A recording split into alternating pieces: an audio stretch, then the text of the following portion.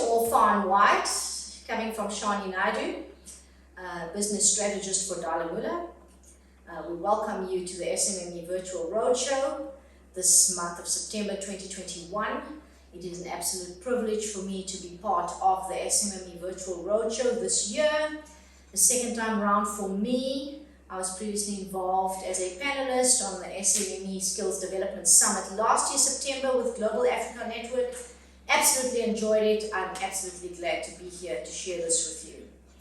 So we bring to the SMME Virtual Roadshow a handful of knowledge, skills, and expertise coming to the country at a time where catastrophic events are taking place. People are suffering, businesses are closing, the economy is at a point, lowest point ever in the history of the South African economy.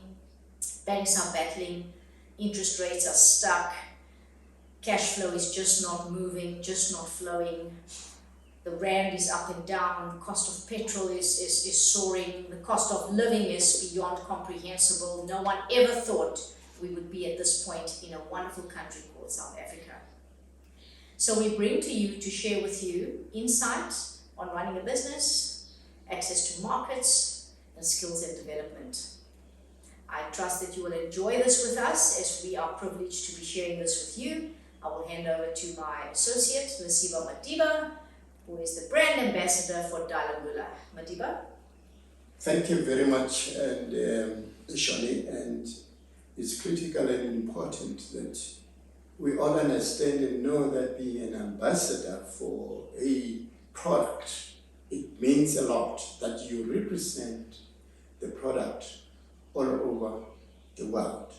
So I sit here and thinking that what is the way forward? The way forward is to say thank you very much, for this opportunity, and we are in a position to explore ideas and think about the future. And we are also thankful of the fact that it's September month. In September month is the time of the rain. So we are expecting the blessings from above, that we can start this roadshow knowing very well that we are showered with the droplets of the rain and that are going to bring more money. So we are here with being an ambassador of Dalai Mula, is that we have a product that is going to change people's lives. That's what we stand for. And we shall always, at all times, stand for that. Together, we can do it. Thank you.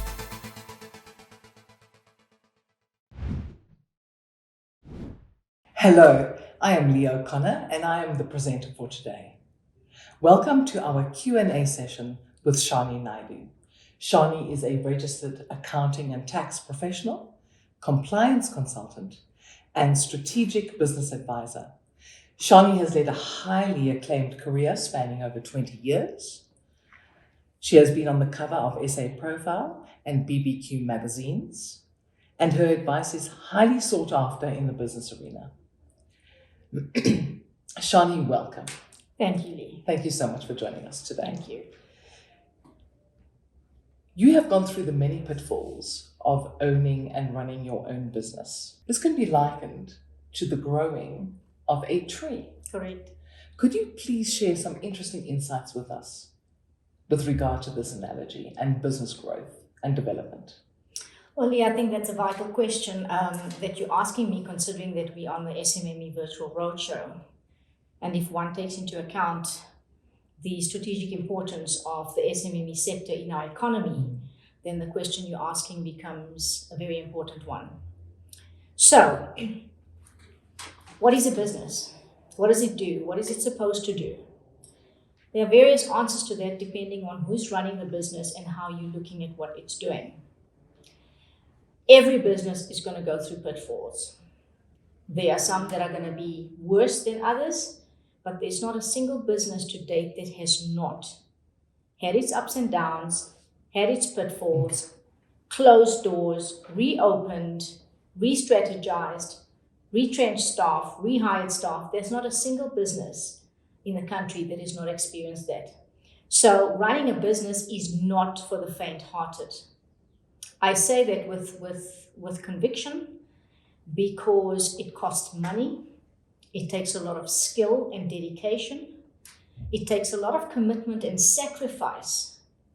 And for lots of business owners who are new to this game, some of them invest their own capital, retirement funds, family monies to start businesses. So it becomes vitally important to understand the nature of being a business owner and the nature of running a business. I think that's a very vital point that you brought up now about finances. Could you share a few insights with us as well around managing cash flow and revenue, especially in this pandemic?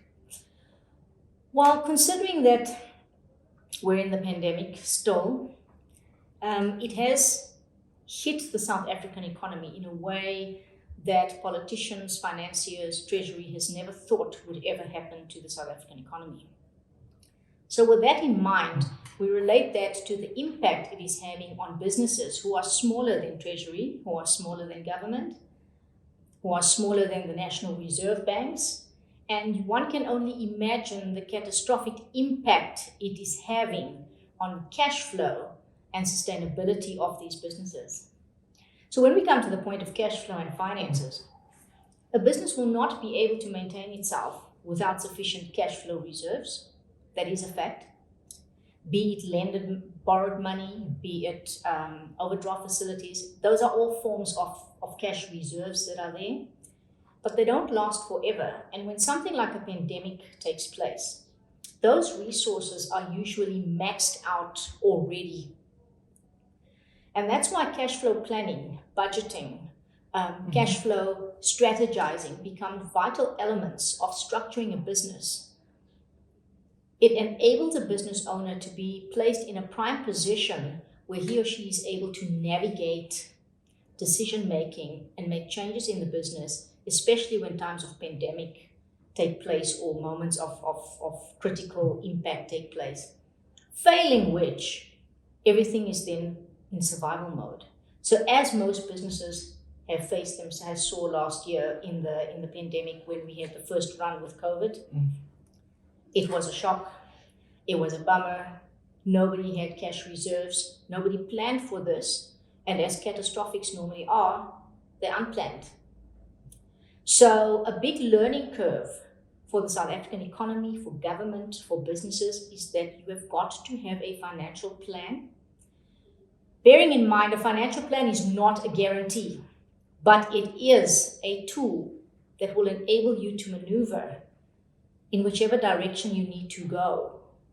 And it's that tool that businesses have been lacking. That's why the impact has been so far-reaching. I would imagine, coupled with the fact that 50% of businesses normally fail within their first year of operation, Yes. It's actually a double whammy. A pandemic, as well as that failure rate. How do you suggest business owners navigate that first year of operation? Well, that's a bit of a tough one because it depends on the nature of the business, the industry they're falling in, and the size of their business. So different elements impact a business differently. For new business owners, they're new entrants into the market. Yes. For most of them, it's going to be a trial and error exercise for that first year. For most of them, it's going to cost them money they don't have. Because as we know from past history and with experience with clients that I deal with in various businesses that I have, new business owners don't have the capital outlay that is required to invest in their new venture. So most of them are starting out with money that have come from retirement funds or borrowed from family members or hard-earned savings while they were working in industry and decided to branch out. So that is their only form of capital outlay they have to invest in their business. And that's dangerous because most of these people have that type of capital outlay, but they don't have the strategic financial planning and budgeting required to manage that money. Then to go further on, you get new entrants into the market who are able to obtain funding from the various financiers and institutes that offer funding to SMMEs and startups and micro enterprises, etc. That's a different type of a bang, because there too, the money is made available, but it's short-lived because the lack of financial skills, understanding, and business planning. So new entrants into the market, besides not having the know-how of cash flow management, budgeting, and strategic financial management, also lack important skills, financial skills, understanding the nature of business, and business acumen. That put together creates a catastrophe waiting to happen. So it sounds like to me that the business owner themselves need to have certain skills and competencies in addition to financial acumen. Could you please speak around those? Well, to an extent, yes. To another extent, no. Okay. To the extent that I say yes is for any person wanting to enter the field of business, you would be asking to die young if you did not have some sort of business skills that you have acquired through learning and development, whether it be through university or having done courses or having been mentored in some way, because those skills are vital. And yes, we have Google search available for everything, but Google search is not going to break down your problem that you're having and give you the nitty-gritties about how to think and what to do, when, where, how, why. It's going to give you a standard response. And this is where intellectual property comes into play.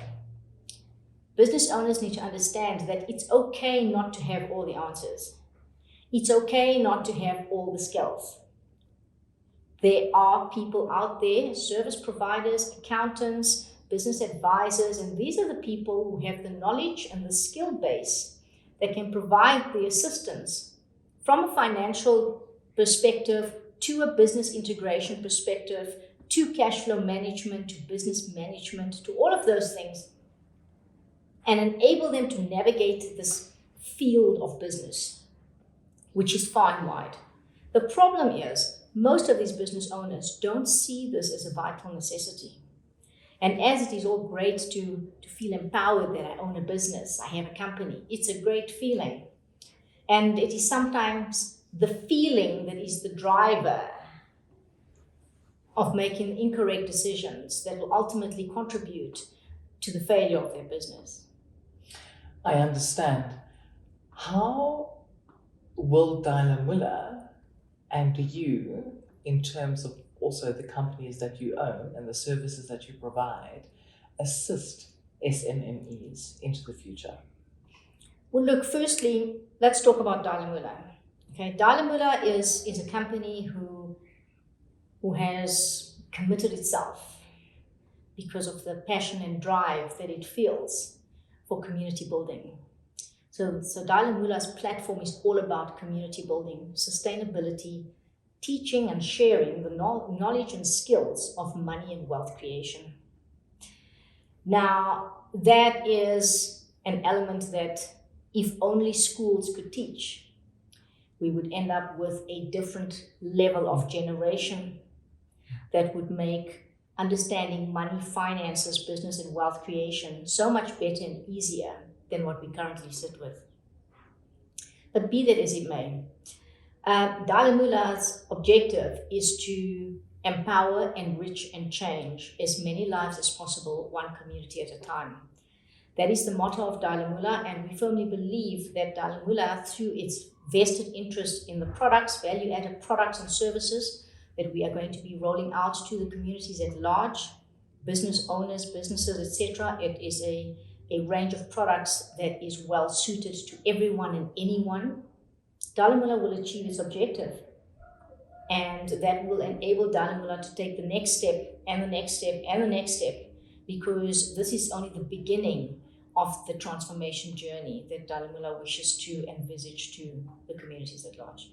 That's fantastic. So, one step at a time and changing lives one community at a time. Absolutely. Shani, thank you so much for being with us Absolute today pleasure. and for sharing your valuable insight with us on running. Thank you very much. My pleasure. And with that, team, that's a wrap. Until next time. Thank you.